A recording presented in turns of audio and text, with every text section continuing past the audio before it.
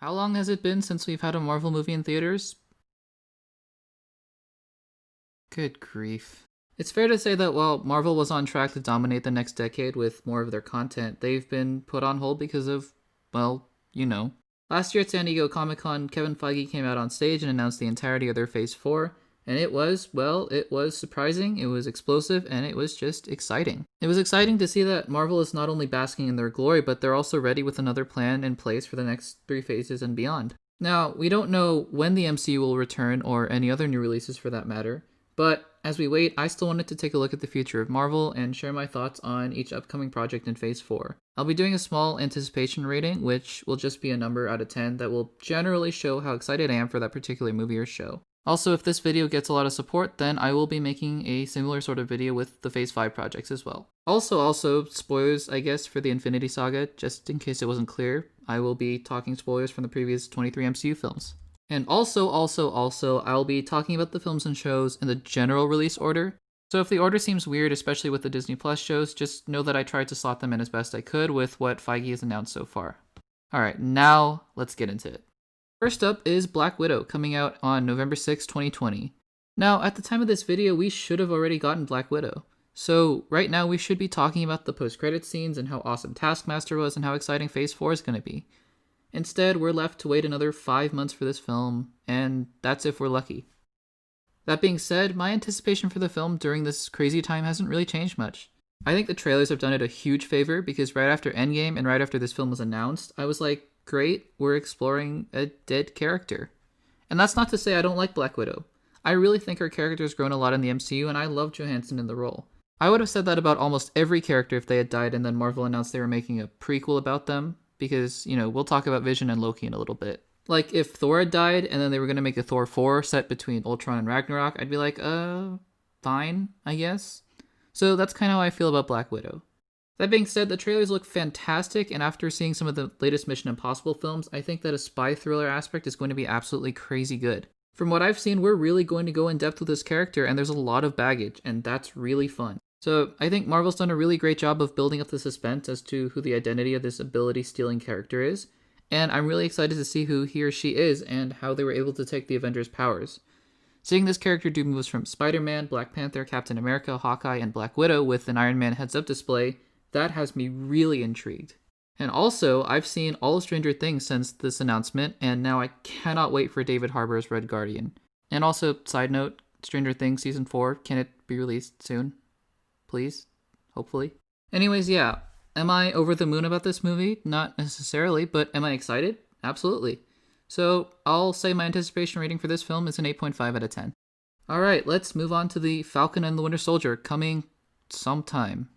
Again, this could very well release before the Black Widow movie, as the original release date was going to be in August of 2020.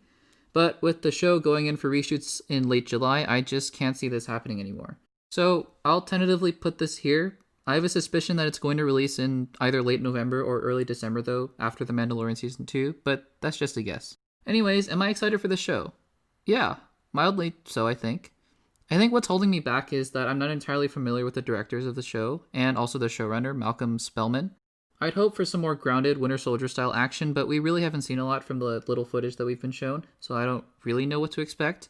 However, the premise of the show seems intriguing, and I think one of the best things that they could have done was bring back Zemo. He is the perfect villain for a show like this. I think it'd be really interesting to see how Zemo came back. My theory right now is that he got snapped or dusted or whatever, and then he came back and everyone in the compound was going crazy because people were coming back or the compound had just disappeared, so then he could make his escape and wreak more havoc.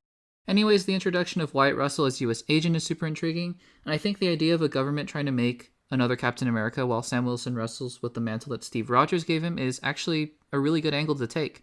I like Sam and Bucky together, and I think this has all the makings to be a good show. I just haven't seen enough, so I'll rate my anticipation at a 7.5 out of 10. Moving to February 2nd, 2021, we have The Eternals. Now, this could be something special.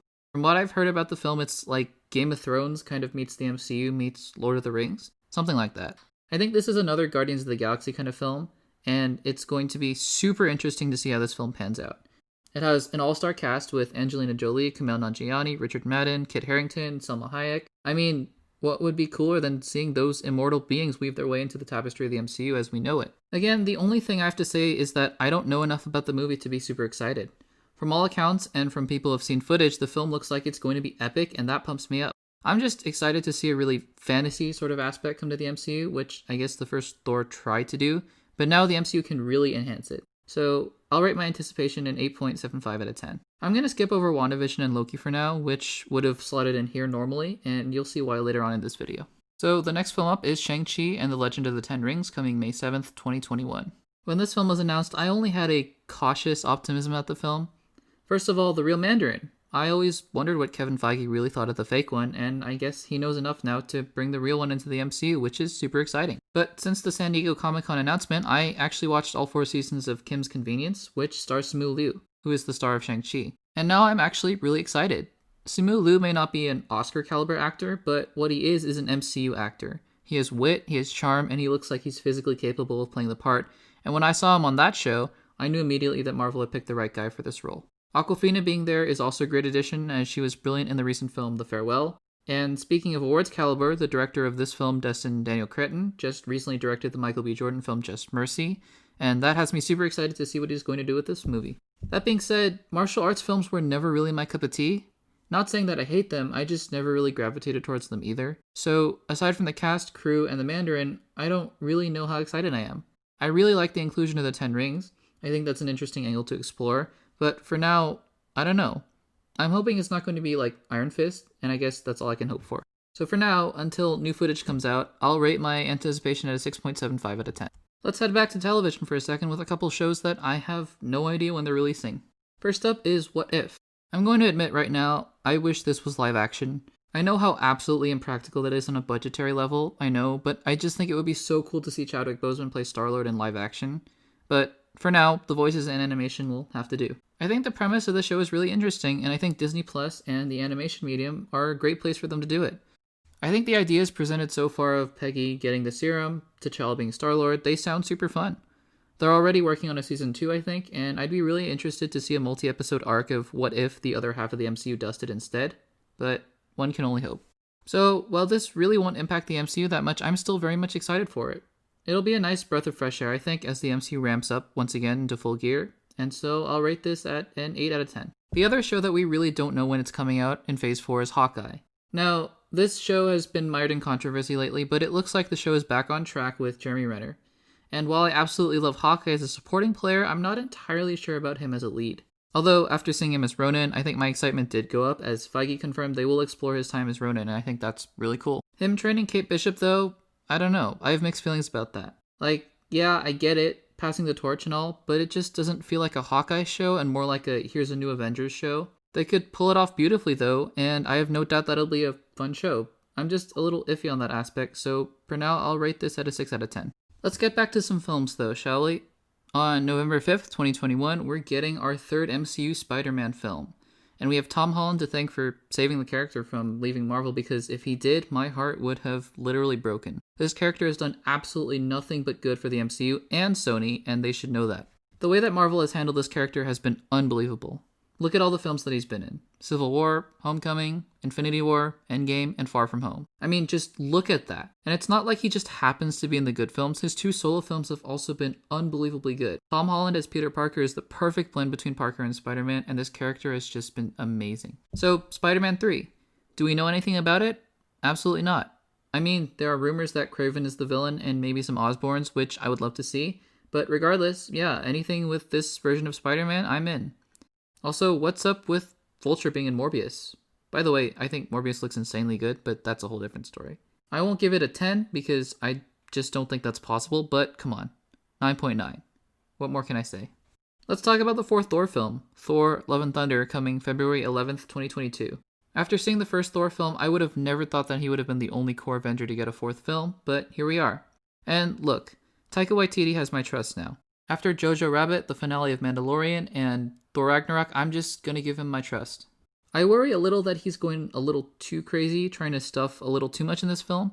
I mean, we know Jane Foster, Thor is coming, and maybe some Guardians, plus Christian Bale, plus some other craziness that Taika is planning. But again, I trust him enough now to know that it's going to be good. Even though I hate the title. I don't even know what that's supposed to mean. Love and Thunder? I thought I didn't like Ragnarok as a title though, but it grew on me, so we'll see with this one. But yeah, 9.5 out of 10. This one's gonna be good.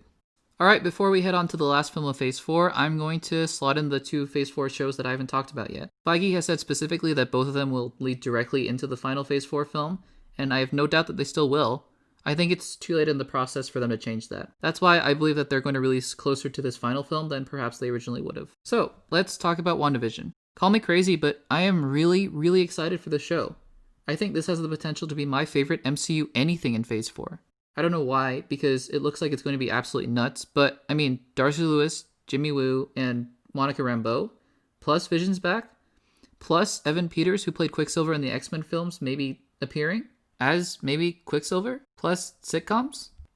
Like, what is actually happening? So I know some people hate the idea for the show, but before Thor Ragnarok even had a trailer, when I heard the basic premise of Thor v Hulk and Thor getting a haircut and all that, I was telling everyone, this film is going to be special, and nobody believed me. Well, look where we are now. And I have that exact same feeling for this show. I think this could be something special.